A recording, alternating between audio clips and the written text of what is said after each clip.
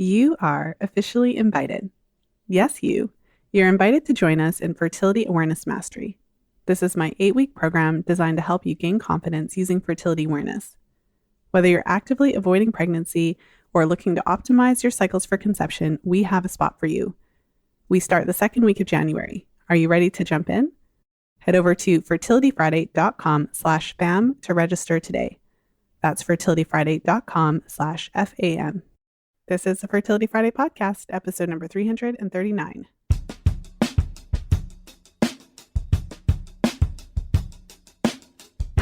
Welcome to the Fertility Friday podcast, your source for information about the fertility awareness method and all things fertility. I'm your host, Lisa Hendrickson-Jack. I'm the author of The Fifth Vital Sign and the Fertility Awareness Mastery Charting Journal.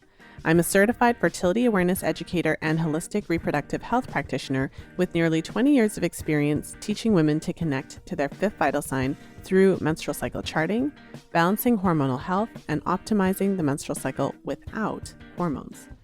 I'm outspoken about hormonal birth control and its impact on fertility and overall health because you have the right to know how your body works and how artificial hormones disrupt that natural process. I host live coaching programs to help you achieve optimal fertility and health because it's important to have healthy menstrual cycles regardless of whether or not you want to have babies. I'm also a wife and mother of 2 beautiful boys. I know, I'm a busy girl, but I managed to fit it all in. This podcast is designed to empower you to take full control of your cycles, your fertility, and your overall health. And I'm so excited that you're here with us today.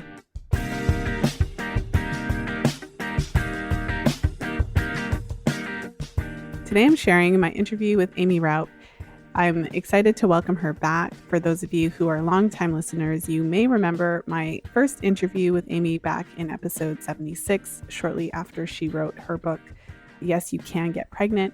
And so I'm thrilled to have her back on the show today. So let's go ahead and jump into today's episode with Aimee.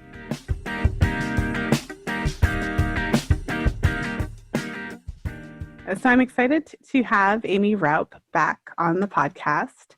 In case you don't know Aimee, she is a renowned women's health and fertility expert, celebrity acupuncturist and coach, and the best-selling author of the books Chill Out and Get Healthy, Yes, You Can Get Pregnant, and Body Belief.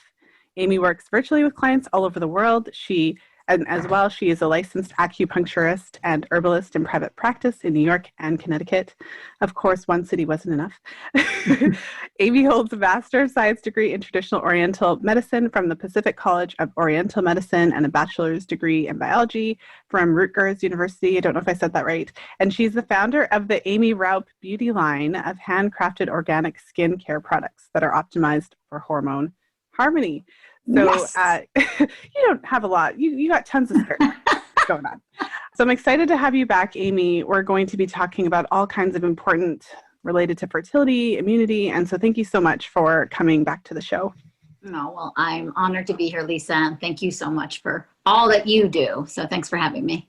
Well, thank you. I love watching all the great things that you do. I love that you have your beauty product line because it's so important to get rid of the toxins and have a really good trusted brand. It's like make your own and then you can support other clients. So maybe before we jump into the topics of the day, I'm actually really curious about it. And it's also because you sent me some goodies that I'm going to share on social. Yeah. So let us know a little bit about what you do generally, because you've written quite a few books now. Maybe you could share a little bit about your recent book, Body Belief. That's the most recent book. That is the most recent book. Yeah, it came out, I guess it'll be 2 years in March, so about a year and a half ago. Yeah. And that book is written really about autoimmune diseases and how you can heal them naturally and radically shift your health. I came to writing that book kind of as everything unfolds in life, right? So when I wrote my second book, Yes, You Can Get Pregnant, talking about fertility and women's health, what I started to notice in the research for that book was all of these unexplained infertility cases and how there was a lot of links to autoimmune diseases, and it wasn't, I went into it a bit and Yes, You Can Get Pregnant, but it really needs its own book. My publishing house, however, didn't want a fertility specific autoimmune book. So we've kind of made it more general, but it really applies to, women mainly with like endometriosis, Pcos. Those both fall into the autoimmune category. Women with Hashimoto's, women with celiac disease, or any other autoimmune condition that's also having fertility challenges. There's a lot of women having unexplained fertility challenges though, and don't know they have an autoimmune condition. So anyway, that's where Body Belief came from. And also, like you touched upon, with doing the research on autoimmunity and then the prevalence of it, I think the incidence of autoimmunity has quadrupled over the last 30 years. It affects women 75% more than men, and women in their prime, women in their fertile years, 20 to 45, that's where it's affecting them. One of the main reasons for that, it is believed, is from the fact that we've introduced over 100,000 chemicals into our environment in the last 40 years as well. Those are all endocrine disrupting chemicals, which is also the basis of why I created Aimee Raupp Beauty, because I just couldn't find things that were as clean and non-toxic as I'd like them to be. My whole premise with Aimee Raupp Beauty is if you can't eat it, you shouldn't put it on your skin. So it's basically like food for your skin. And I don't know that you want to eat citronella essential oil, but like you could if you wanted to. Might burn a little bit. But everything I use is organic and, wildcrafted if we can find it, and all of the things. And I actually still make all of the products. I don't bottle it or package it anymore. It still happens actually on premise, but we have a whole little Aimee Raupp Beauty section of our property now. But wow. Yeah, I don't want to day. Outsource it. Yeah, you certainly don't hear that every day. I don't trust it. I got to be honest. Like, it's like the second I outsource them, like, are they running it through plastic and then into the bottles and, you know what I mean? The storage and all these things. So I still, maybe I'm a control freak, but I still control all of it. And I feel really good about that. And I have, it's easy, it's like once a month I make batches. Yeah. That's kind of the backstory on me. In clinical practice for almost 17 years now as an acupuncturist and herbalist. And again, seeing so much of this, like, chronic disease, and I think a lot of it is also linked to autoimmunity, and really seeing how that's impacting women, their health, their hormones, their fertility. My latest book really supports kind of all the things I've learned over almost 2 decades of working in the clinic with women, and then all the research. I was a research scientist, I have a biology and chemistry degree before I became an acupuncturist, right? And I was doing research science. So, I really like to nerd out on the data like you do too, and bring it all together and just give women the most holistic approach, in the way that they can empower themselves. And there's so many things we can do to really shift our internal environment and our external environment to support health and harmony in our bodies, and to, if you are dealing with autoimmunity, to really regulate your immune system. So especially as it pertains to fertility, so that there's less inflammation and your body's just more hospitable to a pregnancy. And, we know inflammation directly impacts hormonal health, right? So, so much of it is getting to the root of that and rectifying it. Mm-hmm. Yeah, I love that. As you're talking, it's your career, your interests, your books, your product line have all unfolded based on the needs of the women that you serve. And 100%. Yeah, I just love how that works organically, and also that you found some interesting research when you were writing Yes, You Can Get Pregnant. And I remember I interviewed you about that. So that's, the listeners can go back. I'll put the link in the show notes. But The focus, I believe, of our conversation in that book was really the kind of shifting the narrative on women who are older. Because often, we know the stats, we know that there are challenges, but that's not the end of the story. So I think it's interesting that out of the research that you did there, you kind of followed it. This is the rabbit hole. Yeah, that's what happened. It was like, and then you just start, like, then you write a book. Too, you write a book on fertility or on hormones. And then all of a sudden, my practice just grew, and I started reaching women all over the world, which was a huge blessing and an honor. And I started seeing these really complicated cases. I was often, even in the clinic, I'm like their 6th acupuncturist, and they've been to like 5 different functional docs, and they've read all the books. They know more than me sometimes on like what to do and what Vitex does, like all that stuff. You just start seeing these cases, and you actually start to see a common thread that isn't being addressed, because I don't even think it's being looked for. And so, I feel really grateful that I started to, that I have that research background, and I started to see that data. When I interviewed Dr. Hugh Taylor, he heads up Yale Reproductive Medicine, and I interviewed him for Yes, You Can Get Pregnant, and he does a lot of research on plastics, on BPA, and how they impact in utero, but also then in utero, and then the child's ability to procreate, like 15 years down the road, 18 years down the road. I know it's really concerning, the research he does, but he's really into what the environmental toxins are doing to our hormones, basically, and our fertility. So I had said to him when I was interviewing him, and it's kind of off the record, I was like, so the research is really compelling that, like, if endometriosis is the cause for 40% of fertility challenges, and then PCOS is like the other, maybe 30 to 40, and then there's this unexplained category, I said, would you venture to say that all unexplained fertility challenges are actually rooted in autoimmune conditions? And he chuckled and he said to me, he goes, young lady, you are really onto something. He said, we're actually screening everyone in our clinics now for Hashimoto's and for celiac, because he said the correlation between fertility issues and Hashimoto's and or celiac is so high. And so he's like, if you start to fix those problems, and that's what I noticed too, like, and that's how we're trained Chinese medicine wise, like, if I focus on fixing fertility, I get lost kind of the same way maybe your Western doctor would. And I'm just thinking about below the belt. I'm just thinking about ovulation and progesterone and estrogen. And I'm not thinking about the whole picture. Chinese medicine is very different. Like, we treat what we see. We're detectives. We really peel back every layer. And that's what I just started to do with these clients, that it was like, let's look at the whole picture of health, and where do I see potential, maybe autoimmune or red flags that I would say that the immune system is giving me a heads up, like things are triggered, things aren't in harmony in the body. And then how do I go about treating that versus just focusing on like efficient ovulation and getting a woman to get pregnant, right?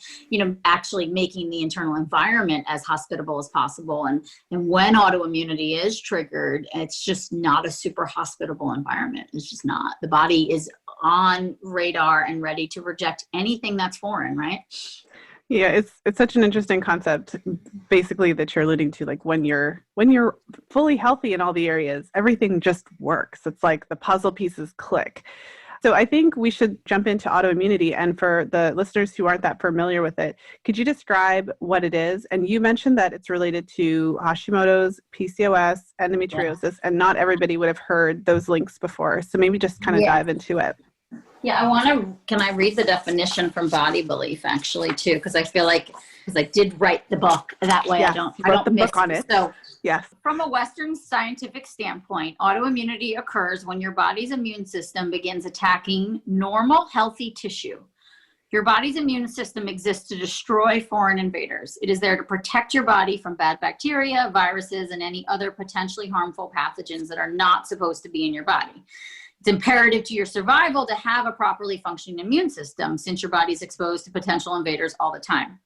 But in a body with autoimmunity, your immune system begins to attack and destroy the same tissues it's meant to protect. So Hashimoto's is a great example. That's autoimmune thyroid disease, right? And so your thyroid is there. It's the master of all your hormones, right? It regulates your entire body, keeps you in balance and harmony. And when autoimmune thyroid disease kicks in, your body actually creates antibodies to the thyroid and begins attacking its tissue. And that sets off this whole cascade in the body of basically heightened. I think the best I'm speaking very generally, but the best way for us to translate it is inflammation. It just sets off this thing of like, there's this foreign tissue, even though it's not foreign. It's actually, you've been living with it your whole life. And now all of a sudden it's decided it's foreign. And then that actually sets the stage for the body starting to attack other tissues. And so when it comes to hormones or fertility, we see autoimmunity can attack sperm, right? You can have sperm antibodies. It can attack ovaries. It can attack embryos, uterine lining. There's just layers. And so, an endometriosis is an autoimmune condition. We know that. PCOS, some say it is, some say it isn't. It has autoimmune characteristics. How about that? Like type 1 diabetes is an autoimmune condition. PCOS has a lot of diabetes type of overlaps. And I'm sorry to charge in there. For endometriosis, could you just elaborate a little bit and share that connection, that autoimmune connection, for women who are hearing this for the first time and they're like, what? Yeah, I can just picture them saying, what? And that's it too. Like I always hear, I work a lot with Frank Lipman, and he's a medical doctor, and he writes books and stuff like that. But he we work a lot together, and he always says to me, like, no, don't scare them. Don't scare them. Like, this is all, so I should say first, this is all very treatable and fixable. And if anything, it's super empowering when you realize the connection. So I say that, like, calm down. And it's really like, I think a lot of girls too, dealing with endo or PCOS or unexplained fertility challenges, are so happy to basically get a diagnosis, something to fix, right? So think of it like that. Like, what we're trying to fix is the inflammation. So, but what endometriosis is, and you probably know this if you have it, is it's endometrial tissue that's growing in the wrong areas, and it's growing outside of the uterus. And so because of that, the body starts to attack it, because it's like, wait, what is this? This tissue shouldn't be here. So it's a foreign object to the body. It's in the wrong place, basically. We call it in Chinese medicine, we call it inverted menstruation, right? So it's like, it's almost like the menstrual blood going up, and then it, creates these cobwebs, like between the bowels and the ovaries and the uterus. And, and it also calls in estrogen. So it responds cyclically as well when you're going through your menstrual cycle, but the tissue gets really inflamed during certain parts of your cycle. And then also your body creates kind of this, I guess you would call it like autoimmune response to it, because it recognizes it as foreign. It sees, it says, this tissue isn't supposed to be here. So the body, it triggers this autoimmune response. And you'll often see, endo patients, a lot of them have Hashimoto's. It's pretty common to see the two together, right? You probably see that as well. Or like something like Raynaud's, or that's an autoimmune condition. Maybe you'll see celiac with endo. That's pretty common. They say autoimmune conditions usually travel in threes, and it's really hard to get an endometriosis diagnosis. Typically you have to do a laparoscopic surgery. So for many women, it's like guesswork, right? If you have a painful menstruation or painful ovulation, maybe clots with your period, if the HSG, if you've ever done the histosalpingogram and it really hurts, to me, that's usually an indicator. I'm like, okay, I think there's something like hanging onto those fallopian tubes. That's why it's so painful, because it really shouldn't be. It's uncomfortable, but it shouldn't be like excruciating. So, for the endo girls, I think to start to think about like more about, rather than maybe diagnosing yourself with an autoimmune condition or attaching to that label, which is a lot of what I talk about in body belief as well. It's just, okay, there's inflammation in my body. There's foreign tissue, or there's tissue that is normal, but it's in the wrong places. And so what can I do to assist my body in basically clearing out that abnormal tissue and reducing inflammation, and to approach it from that perspective. Mm-hmm. I love the way that you described that. And one of the things when you said, I love how you started with like, don't scare them. Yeah. Because it's like pretty terrifying. Like, I have an autoimmune condition. My body's attacking itself. Like 80% of the population, it's something right? like that. Yes. Like, will have one, so keep that in mind too, right? Well, and I wanted to ask your thoughts on because when you were talking about it, the word that went through my head was immune dysregulation. I feel like that can be helpful as a way to understand it, because it's not like, it doesn't sound as like, and life is over, my body's destroying itself. It's really, but it's like your immune system is not, like, it's literally not working in the way that it was intended. So it's literally like dysregulated. It's just dysregulated. And some people will say it's like hyperactive. It's not really. It's actually like doing its job. It's attacking what it thinks is foreign. So the immune system is working just fine. It's almost like, like I like see it as like there's a little chaos in the body. There's an internal like hostility, and we just have to calm that, and we can.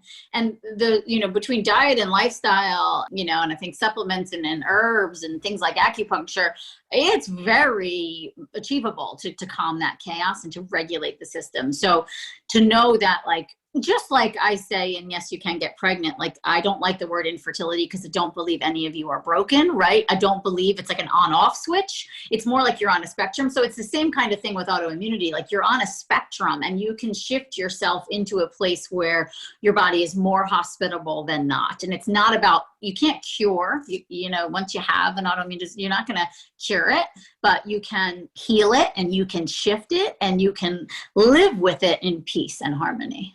Mm-hmm. Well, and I asked you to kind of take us through the connection between endometriosis and autoimmunity. And I would really love it if you did that with PCOS. You mentioned the diabetes connection, and I don't know that everyone is necessarily aware that diabetes, like type 2 diabetes, would be considered an autoimmune disorder. And I'd love for you to do that with with PCOS and then also Crohn's, so that it really paints the picture for everyone who's and kind of even, like, oh. I think premature ovarian failure too, but so, I mean, with PCOS, it's a, I guess, a slightly different pathomechanism, but not really, right? The body just, it decides the part of the pancreas is a foreign invader type of thing, and it starts to attack it and creates like insulin resistance. And then that sets the stage for blood sugar issues, which could then lead to hormonal imbalances and PCOS-like symptoms in many of these patients. And so you'll see that. And so, you kind of look for, I mean, obviously if someone came to us with type 1, it's an absolute that they have an autoimmune condition. With PCOS, there's more the insulin resistance, and we're managing that, but we see that there's characteristics. And then there's also some research that is showing that the body could create the antibodies to the pancreas and the areas of the pancreas that helps regulate blood sugar, but then also parts of the ovaries. So you could start creating antibodies to your ovaries and causing abnormal function in the ovaries, right? Where then maybe in PCOS, where there's like a ton of, follicles that are developed, but that's really just in response to the insulin resistance, right? So once you manage that, then you can regulate the system as well. And I think it would be the same in Crohn's, where it's just targeting different tissues. So in Crohn's, it's targeting, the intestines, right? And so then you're getting this inflammation and then the inability to digest or absorb your food, or maybe you're seeing blood and mucus in your bowel movements, things like that. So it's just, the why behind it is obscure. We don't quite know why certain tissues get targeted over other tissues. I'm assuming there's genetic predispositions that we just haven't figured out yet, but that it just, all it really is telling me is like, okay, so once that cascade is set off, then the likelihood of targeting other normal tissues is very high, right? And so if I saw Hashimoto's and maybe she was having fertility challenges and maybe just some pain with periods and things like that, or I think the longer we live in this state of autoimmunity, or maybe we call it hostility in the body, the higher likelihood it is that other tissues are going to begin to be attacked, right? So you can calm it kind of anywhere along that path, but that then other things might get triggered. So you might see a girl with Crohn's who then is starting to have fertility challenges or has miscarriages. And it's the same thing. Like if you just kind of go after, like I think of my Chinese medicine brain of like, just treat what you see. So I would go after, like if Crohn's and I had someone who was, passing blood and mucus in their bowels, it would be the first thing I fix, right? Because that's the way I backtrack and look at it. And the fertility is secondary to that, right? It's always about like, and this is how you focus too, of like the vitality, and then fertility comes second to that. So same type of thing where it's just something sets off the cascade. And the large opinion in the Western medical field is these endocrine disrupting chemicals, that's what's setting it off. And then the longer you kind of live in that exposure, and maybe you don't have, I tend to see it now too, because I work a lot with genetics with my clients, but you'll see certain, the SNPs, the single nucleotide polymorphisms, where they just have certain tendencies and they just can't process out some estrogens that are in the environment. And guess what? The longer that pipe in your body basically just gets more and more clogged. And then eventually the inflammation in the body, AKA the autoimmunity, just kind of takes on a life of its own. So kind of the longer you live with it, the more intense the symptoms will be, but you can backtrack it. Is that all making sense? Oh, totally is. I'm really loving this. And it made me think of something. So I do want to get to, what can we do about it? But I still want to hang out here for a minute. So a few years back, I attended a conference in Toronto here, and I got to see Dr. Joseph Pizzorno speak. And I remember he was talking about, I believe he was talking about diabetes. And he shared, because he has got teams of research individuals. Yeah. So he had this graphic up, and there was probably 200 studies or whatever, but it was, he was talking about diabetes. And I remember him sharing something. So of course, this is not word for word. This is me remembering a few years ago, but it's obviously stuck with me. And so he was talking about how the research showed that it wasn't the fact that you were overweight, or even the fact that you ate sugar. What the highest correlation was the level of toxicity in the individual. And I remember that was like, mind blowing because of course our culture says basically it's your fault. You eat, bad food and you're overweight. So it's your fault. Yeah. But the actual research didn't show that. Toxin load. Yeah. Yeah. So I would love to hear your comment because you mentioned it as well, the level of toxicity and how that actually relates to this autoimmunity. Yeah. And I mean, I guess the way I picture it in my brain is similar to what I was saying of like this tube is getting filled up, right? And so, and not to get too scientific, but like, I know you'd understand it of like, they're just not methylating properly and they just can't clear it out basically. So I am a really sensitive Sally. I always have been my whole life. Like I could walk into like the perfume department at a store and I will get a blazing headache. Like if I have artificial sweeteners, forget about it. And then like now I know my genetics and I understand why, because I just don't clear it out as efficiently as other people do. And a lot of us are like that. I think if we just look at like the Mthfr mutation, which could be a podcast in and of itself, maybe you've already done that. But if we just look at that, 60 or 80% of the population have at least one copy of the gene. So 80% of us are compromised and basically getting rid of toxins in our body.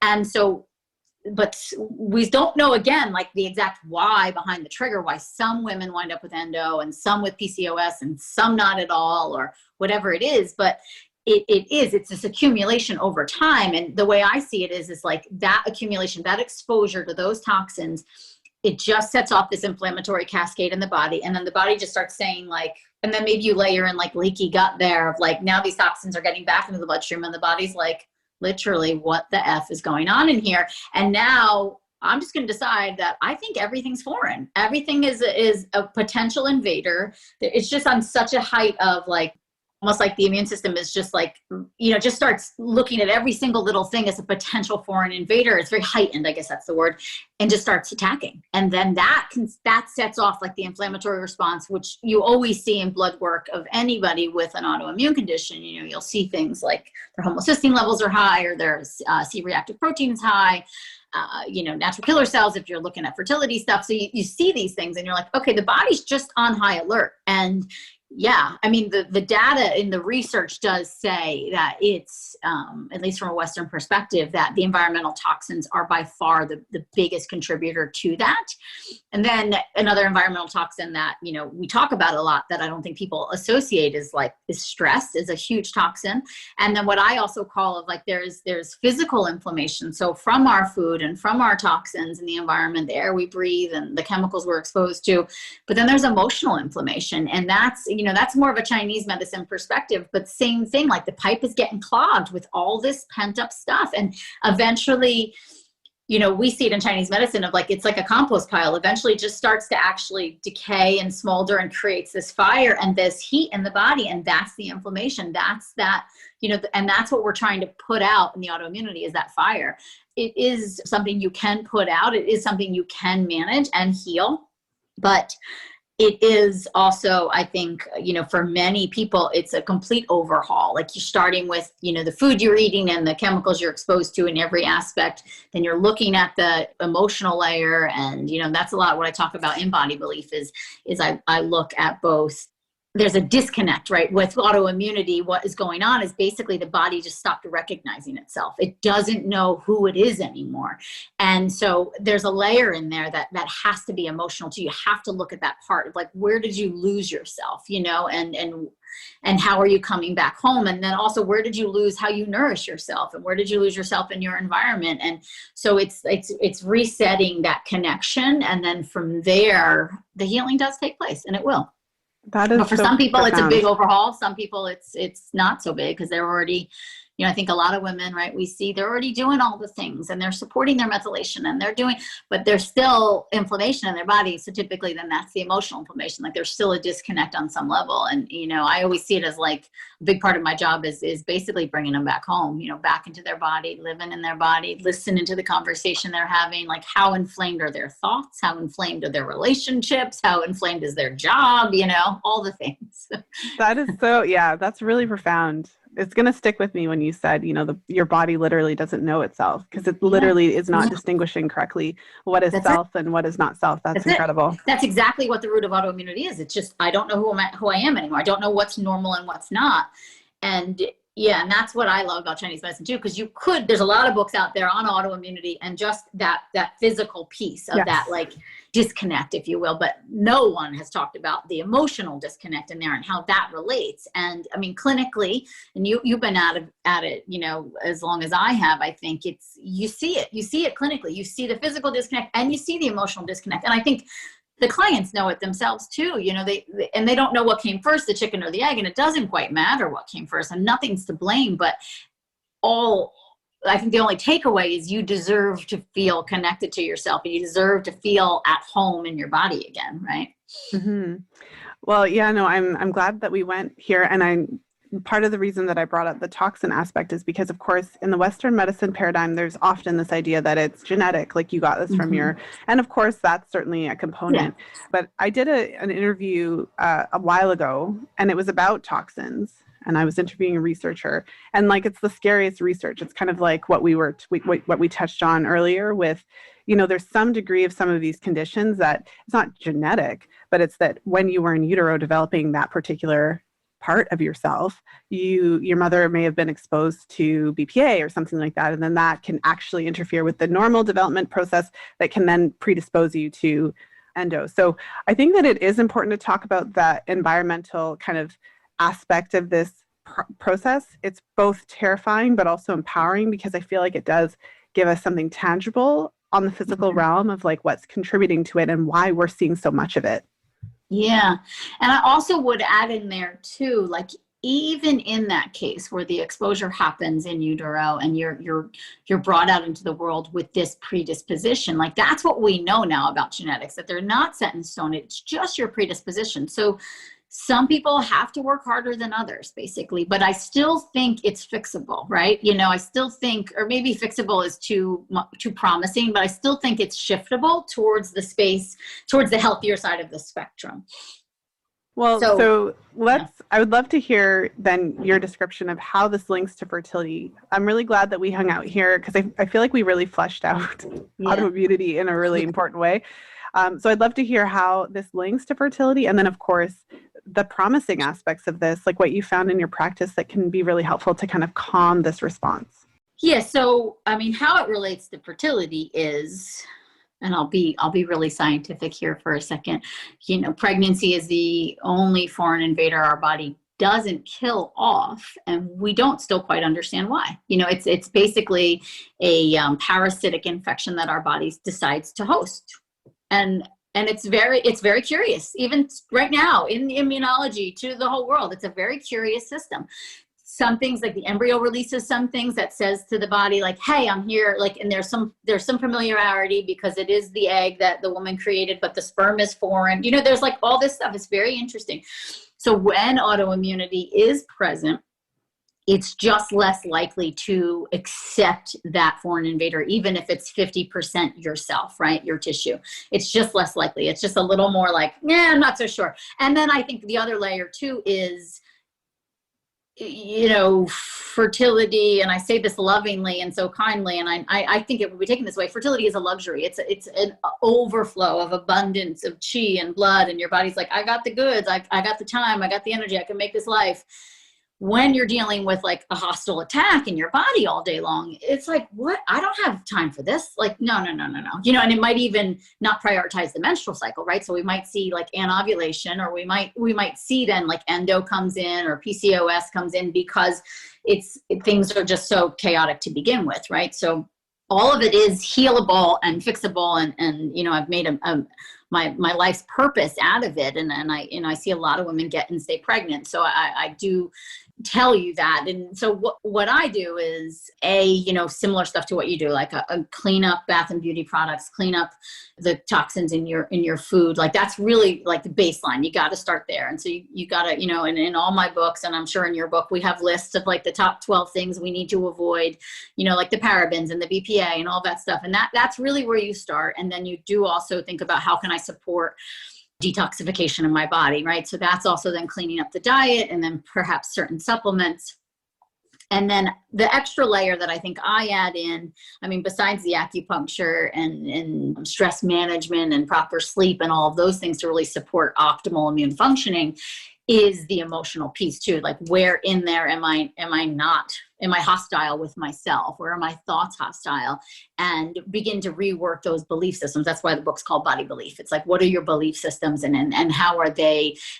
Basically, your beliefs dictate your behavior and your behavior dictates your health, right? So where in there are you believing in your body, supporting your body, or are you attacking your body? I mean, what I see often when dealing with women trying to get pregnant is they start to hate their body. They're very disconnected. They're pissed off. They're just like, well, everybody else is freaking getting pregnant. What the hell's wrong with me? Like, and it just starts to become this thing of like, I'm broken. This isn't working. Nothing I do is working. And so there's a lot of pieces in there that I feel have to be unlocked. And then there's interesting neuroscience research that also tells us and shows us that if our beliefs are hostile, our body does physiologically start to respond to it. So, the inflammatory thoughts are a real thing. It's not some like Eastern philosophy. It's legitimate and supported in the science. So to think about how can I basically calm the hostility. And so there's hostile attacks from the environment, that could be work-related stress, that could be relationships, that could be, the toxins in your dry cleaned clothes and in your coffee, right? And it could also be in your mind and in your thoughts and in your conversation. And it's not about perfecting it. It's not about removing all inflammation and all autoimmune dysregulation, because that's pretty impossible to do, I think. But it's just about like getting to that more peaceful space in your body. So some women, I call them their red flag symptoms, and I have a whole checklist in Body Belief too of, I think there's like over 100 symptoms that for me start the wheels turning of like, I think there's something going on. And it's usually like skin stuff, digestive stuff, joint pain, brain fog. Like those are some really big symptoms. Miscarriages, of course, especially of chromosomally normal embryos. But that's a huge indicator to me that there's autoimmunity going on. But so some women need all those red flag symptoms to be gone, if you will. And then a couple months living in that like awesomeness. And then they get pregnant. Some women, 50% of them, everybody, that's the thing where like, that's probably where genetics play a role, where they can, some people just can clear out the toxins better than others. And, and their body's like, okay, this is my homeostasis. This works for me. Now I can introduce this pregnancy. Like now I can actually do this, or introduce, an efficient ovulation that allows for fertility pregnancy to happen. I wanted to jump into today's episode to invite you to join us for the next round of Fertility Awareness Mastery Live.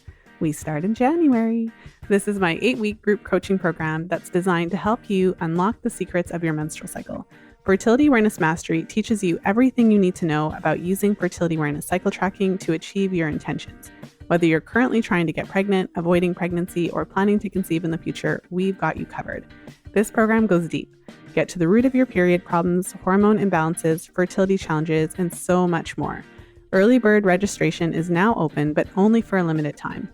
Head over to fertilityfriday.com/FAM to register today.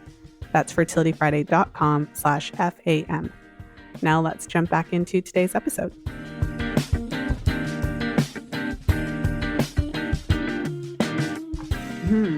Well, I think that I love this perspective, right? It's a holistic perspective, obviously, looking at both the physical, the emotional, looking at all these different aspects.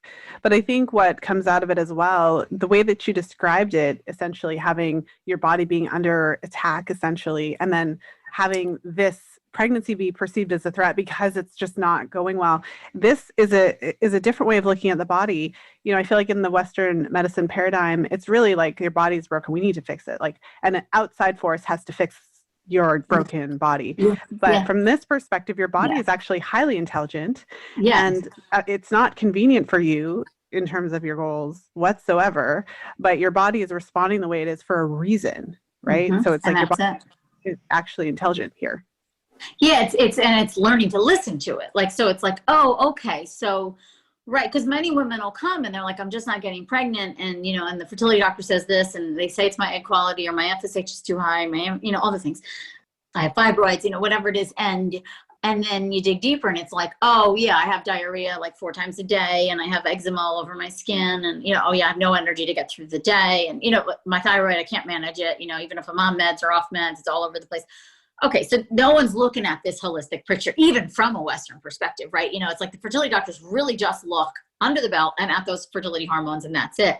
And another interesting piece to this perspective of inflammation, and again, there's data to support this. This isn't like Aimee made this up in my brain, that inflammation in your body is going to compromise your egg quality. So endometriosis, for example, there's a lot of research to support. You have endometriosis, guess what? You're not going to have good egg quality. And I think of it from a perspective of, because like all of the, you know, the estrogen that we need to like really develop and ripen that follicle to make it this healthy, beautiful egg on the inside is going to the endo tissue, right? So we got to calm that down. And then also there's just, again, there's chaos and inflammation. PCOS, there's too many follicles developing at once. They got to share all the nutrition. Like we got to regulate that first. And then guess what? Egg quality will improve. And I think that's a big, you know, I mean, that's what women search for the most. How do I improve my egg quality, right? You know, it's just like, that's what they're obsessed about it. And I get it because it is really important, but to also realize that you got to calm the inflammation so that the resources can go where they need to go. Because right now the body's just thinking like,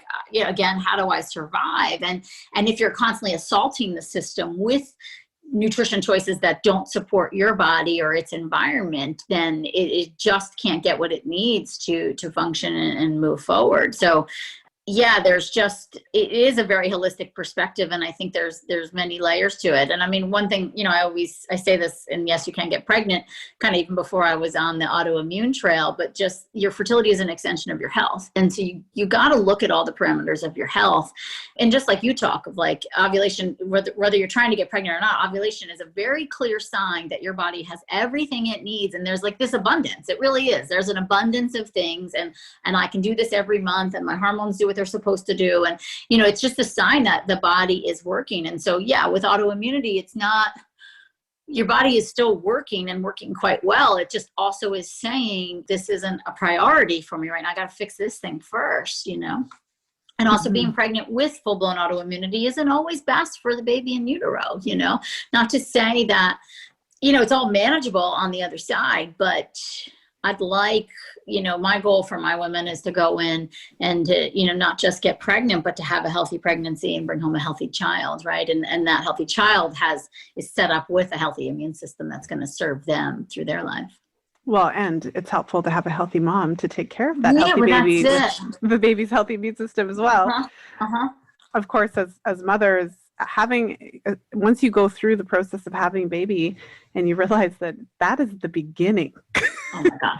Like legitimately. The drop in the bucket. Yeah. Yes, Yeah. You thought that you were, you know, because it makes it seem like my fertility journey, like it seems like you're like at the end. No, you're not. That actually, all of that was just the beginning. I was wondering if you wanted to touch just a little bit. I know that there's enough for its own podcast, but a little bit on the thyroid in particular, because of course, so many women struggle with thyroid. And what I've seen, and I wouldn't say it's incredibly scientific, but when you have a woman with an uncontrolled issue with her thyroid, who consistently potentially is having like low temperatures, so low metabolism, things like that, that low metabolism does not go along with pregnancy. So I'd love to hear your thoughts specifically about thyroid and also the autoimmune component. Yeah. Your thyroid from a functional or Western perspective really does need to be, you know, you want that TSH right between a 1 and a 2, ideally. I think most labs say up to a 4 is considered normal, but again, way too high. And you'll see it on the BBT, you'll see it, you know, you see it in the progesterone levels. It's basically like in Chinese medicine too, most of the time, the diagnosis for a woman dealing with fertility challenges is cold uterus. So somewhere in there, the uterus is cold. And like that's compromised blood flow to the uterus. It's just not getting warm. Like we want that, we call it the child's palace. We want it like warm and cozy. And that does directly correlate to what the thyroid function is doing, because the thyroid maintains the body temperature, right? It helps with homeostasis in the body. And so, yeah, when the body is too cold, it basically starts to go into survival mode though, right? It starts to shut down. And so same kind of thing, right? Ovulation has to happen or happens when the body feels safe, in the sense of, hey, I feel safe enough to actually host a life here. You know what I mean? Like I got it all. I got all the goods. It's nice and cozy in here. It's warm. Like I got all the goods. I've ovulated. It's a good surge. You know, progesterone's doing what it's supposed to be doing. So, but if the thyroid's out of whack, you know, it just is going to trickle down, and you're just not going to see, I think, namely, you're just not going to see that efficient ovulation, and you're not going to see progesterone get to where it needs to get. And so, yeah, for me, I'm always looking at a complete thyroid panel, TSH between a 1 and a 2, max a 2.5. It can be a little under a 1, that's okay. And free T3 and free T4 are kind of right smack in the middle of the range. And then obviously you want to see no thyroid antibodies. If you see them, you know, I've seen girls get pregnant with high thyroid antibodies, you know, usually in the hundreds, not the thousands. I want to calm them down for sure. But if I see the antibodies, and I've been doing this so long, I will say that 80% of the time I am the one that asks them to test, and I am the one who finds the thyroid antibodies, even if they've been to like 7 fertility specialists. Because Western medicine doesn't treat Hashimoto's any different than regular hypo or hyperthyroidism, because until the thyroid crashes, basically, so meaning until the antibodies have completely killed your thyroid, do they really care?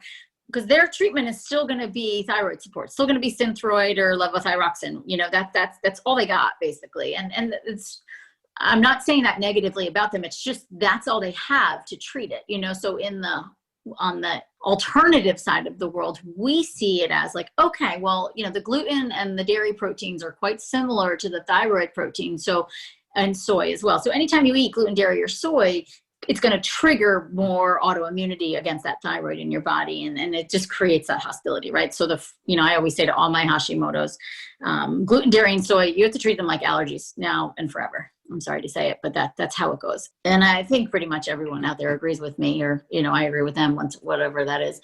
It may be a moderation, but I've also heard that, you know, from like people like Kresser and stuff, that the second you have even one exposure, it just can trigger those antibodies again.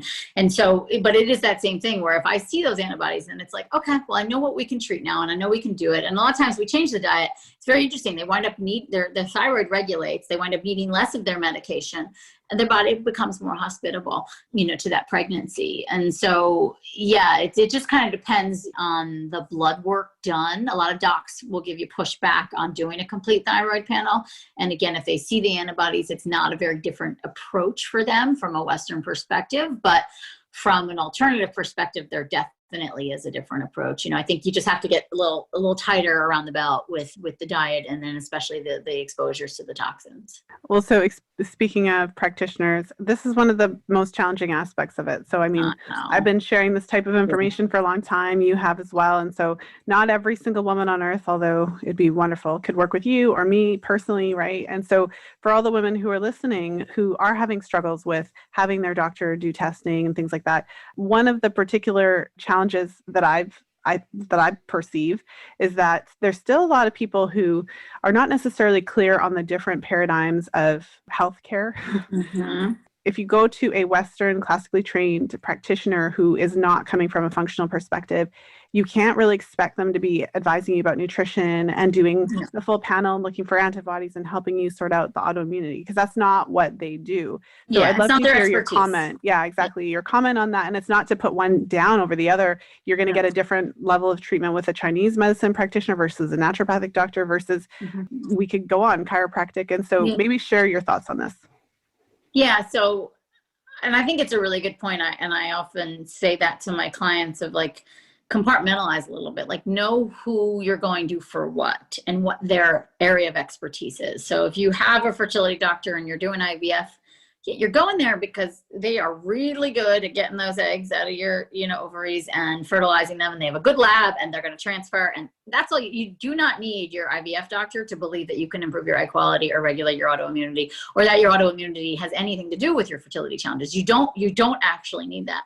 Some girls do need a reproductive immunologist on top, and some of them are fertility doctors as well. And then you need someone in your camp that, I think that's kind of what we do, is I help interpret the data from all the sides and kind of bring it together for my patients. And again, like you said, not everybody has none of us have the bandwidth for treating all the people in the world. But So finding, I think, a functional medicine doctor, I feel like, or an integrative doc, that's who you kind of need in your camp. It depends on where you live. Naturopathic doctors some of them have ability to run labs. Acupuncturists in California can do labs for you, right? So in Connecticut, I can run labs. That's why I have a Connecticut practice now. I can run labs for patients, right? But I still couldn't prescribe. If I found a thyroid thing, I still can't prescribe. So we still need to find, some people it's their gynecologist, some people it's their GP, some people they have to go and get a functional medicine doctor on board. It really depends on where you live and who's around. Basically, if you're in the States, you can use like those Let's Get Checked or the Everlywell kits. They have some good, like you can do thyroid panels there and you get the data, but then you're still going to need a physician to support you in that. Most fertility docs know the research, and a TSH above a 2.5 is not conducive to pregnancy, and they will support you thyroid-wise. So most fertility doctors will do that. And some gynecologists, you kind of almost just need to like tell them, oh, I read this online and, and that kind of thing. But so that is where it gets complicated. And I do think you almost need an advocate on your team to help guide you on what to do. I mean, I lay it out in my books. I think you do in yours as well, of like the steps to follow and how to do it. It can be done, but yeah, sometimes it requires like 3 different doctors in your camp. Mm-hmm. Well, thank you for laying that out. I think it's so important to actually talk about this because I have this conversation a lot. I get emails from women all over the world and they're like, hey, do you know someone great in like Australia? Do you know someone great in San Francisco? And it's like, no. But what's interesting, I say it with love, right? But what's interesting is that although if I was looking for, I don't know, like a bike for my kid on Facebook Marketplace, right? Yeah. Like you know to search, but for some reason we don't necessarily think to search functional practitioners in our area. And so, what I would add to what you said, what I always suggest as well is look for someone who specializes in the particular issue that you have, because that's why that's why people have specializations and all those types of things. And and like the Facebook groups too, like Nancy's Nook, like if you suspect you have endo or you have endo or you're having like autoimmune conditions, like Nancy's Nook Facebook group. I mean, I think it's one of the best resources for women all over the world. It seems like so many of my girls find practitioners there, but that's it too. If you're in any of these forums or even any of our Facebook groups, like post it, and ask. And it is, I think oftentimes it's great to get referrals from someone in your community, even if it's someone virtually in a community that you're never going to meet, but to know that this doctor has seen things like this before and can help support you and treat it. But I will say, and I'm sure you have the same experience, sometimes it takes a little bit of time, but my patients do always find the right team. You know what I mean? And it's like, we do always call in what we need. And there is a bit of faith there that you have to have too, and trust. You're hearing this information. It might be a lot to take in for the first time, if this is the first time you're hearing it, and like, where do I start and how do I start? But you'll see. And I think also it's, squeaky wheel gets the grease. You just got to keep asking, and you have to be your own advocate. It's time for you to take back the power here versus just expecting your doctors to lead and giving you all the answers. Yeah. I mean, when you decide to take back control of your health, when you decide that you want better for yourself, it is not an easy road at all. It's just, it's not flowers and sunshine when you're sitting in someone's office and they're not giving you what you need and you have to go find someone else. It's sometimes expensive if you have to actually pay for that appointment and then you have to pay for another one. So I'm not saying the road is easy, but it's not easy. Persistent. And also, like, when it comes to fertility treatments, though, it's like, and some girls are like, well, but IVF is so expensive. I'm already paying for that. I can't really afford a functional doc. I mean, one thing I say is like, yeah, but if you get all this right going into that fertility treatment, like A, you might need 1 instead of 3 IVF. So there's 30 grand saved there, but B, you might actually not need IVF. So think about like, it's like the pay now or pay later kind of situation. And yeah, where do you prioritize yourself? And again, where are you taking back the power and realizing like, okay, this is worth it. This is an investment in myself. It's never inexpensive and always painful to pay those visits, but I think really worth it. Yeah, it's just a different paradigm, different way of looking at the body, healthcare, and even your part in it. Aimee, I could talk to you all day. I know. This happens every time. Right? So as we draw our call to close, I feel like we've covered a lot of ground though, and I really appreciate you taking us through in as much depth as you did. I feel like this was just so incredible, so jam-packed. And one of the aspects that you did bring up that you mentioned that, you because there's tons of books about autoimmune conditions and they're really about diets, and which is very helpful, and specific ways to eat and things like that. But the emotional aspect that you brought into it was something obviously different that you don't hear every day. So I'd love for you to maybe end on that note and just share what you would want every woman to know about autoimmunity from that perspective. Yeah, I think, if we know the core of autoimmunity is self-attacking self, right? And so that's tissue attacking, or our immune system attacking tissue in our bodies. That's normal. I think to draw, step back and just say, where am I attacking myself? And so where can I use to be kinder and more hospitable to me and to, where I am in my life? And so I think there's the layers that I always seem to unpack is there's forgiveness that needs to happen, and oftentimes towards ourselves or towards our choices or towards the forks in the road, and things that happened, forgiveness and processing grief and processing anger. Those are the big emotions that I see. So for you to check yourself and to reconnect and start to listen to the conversation you're having in the privacy of your own mind. I believe it's something like we have 50,000 thoughts a day and 90% of them are the same. So it's not that hard to figure out what you say to yourself all day long. Just start to listen and write them down, and then ask yourself a very simple question. How can I say that better? Or how would I say that to my child? How would I say that to my partner? How would I say that to my best friend? Would I say it with such hostility? Can I choose different words? And it's really about reframing. It's not about going and I think we can't scream positive affirmations at ourselves all day long and just expect them to stick. You know what I mean? We have to, Abraham, I'm a big Abraham Hicks student, and she says, the universe knows what you feel, not what you say, And so I think that's something to really listen to, of you can affirm all you want, but I want you to actually believe in the affirmation and also give yourself, be open to the possibility of that affirmation. And where are you contradicting yourself in with those affirmations too? And just, how can I say it better? How can I be nicer to myself? And I think that comes down to all the choices, when it comes to eating, or when it comes to sleeping, when it comes to relationships, how can I support me better? What am I doing to nourish and support myself every day? Oh, love that. Aimee, this has been so amazing. Thank you so much. Thank you so much, Lisa. Well, thank you. I know so many. Yeah, I could just imagine the wonderful comments that are going to come. And yes, I'm just so excited.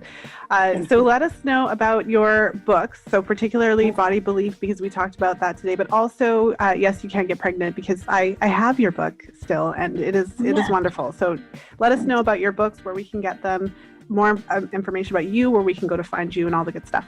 Yeah, so everything's on my website. It's aimeeraupp.com. It's pretty easy. And then you can also follow me on Instagram and Facebook if you'd like. I do go live every single week on both and share knowledge and wisdom, whatever's inspiring me that week, all for free. And I have a ton of great free content to support women on their fertility journeys. So yeah, if you just head to my website, everything basically is there for you. Awesome. Well, we will link the website, your books, and all the places. Thanks so much for being here, Aimee. Thank you so much, Lisa. Thank you for listening. If you enjoyed today's show, please share it with a friend.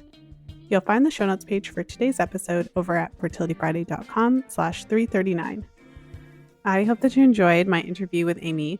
What a fantastic deep dive into autoimmunity and how it impacts fertility. I was completely enthralled and fascinated by this conversation. And it again highlights the importance of seeking support when you are struggling with fertility challenges or health challenges in general, because there are many different modalities that look at essentially the same condition in a variety of ways. And so there are, many times on this podcast throughout the years when I'm interviewing practitioners of different modalities, I'll hear comments, like when I hear unexplained infertility, I've heard practitioners say things like, I don't believe in unexplained infertility or something to that nature. Now, I'm just saying that over the years of interviewing practitioners, I've heard that sentiment before. But essentially, before many practitioners would go there and say that, there's a lot of tests that they would want to do, a lot of different aspects of health that they would want to look into, not least of which being autoimmune issues or underlying infections, gut issues. There's a variety of factors that are often overlooked by Western allopathic medicine. And so I think that this conversation really highlights this additional aspect of health and fertility that is not kind of part of that standard workup that you get with your fertility specialist. So thank you so much for tuning into the show today. I hope you enjoyed today's show. Make sure to tag Aimee and I on social media, on Instagram, if you like the episode, and certainly share if you know somebody who could really benefit from what we talked about today. And I just want to thank you all for being part of the Fertility Friday community, for continuing to help me spread the word about fertility awareness and the connection between your cycles and overall health. I am just so thrilled to see what an impact that really it's not me, it's the community, but what we've really had on this issue. And so just to give a little tidbit as to where this is coming from, I often reflect about where this kind of all started. I've been on a few interviews and I've been asked many, many times, how did I get started? How did I get into this work? Because it's not a typical field for folks to end up in. And so when I think back to the world circa the year 2000, when I was just kind of discovering all of these things for the first time, people didn't really talk about this as a common thing. And on the one hand, you could say it's just by chance that I discovered fertility awareness, but in retrospect, I think that obviously it was supposed to happen this way, but it was just not a common topic of discussion. There certainly weren't just this increasing number of practitioners, an increasing number of women in this field and wanting to incorporate these teachings into their existing professional fields. There's just so many things that have changed. And so I'm just so thrilled that the word is finally getting out. I still think we have a long, long way to go because it's far from commonplace. It's far from common knowledge, and your average woman today still doesn't know. But I would say that your average woman today is much more likely to stumble upon fertility awareness than even 10 years ago because there are so many more resources. So thank you for indulging me for a moment, but just kind of jumping in there to say that, I feel that we're really starting to make some ground. We still have a long way to go, but I appreciate each and every one of you for spreading the word about fertility awareness. So with that, I'm going to let you go. Have a wonderful weekend, whenever you are listening to today's episode. And of course, as always, until next time, be well and happy charting.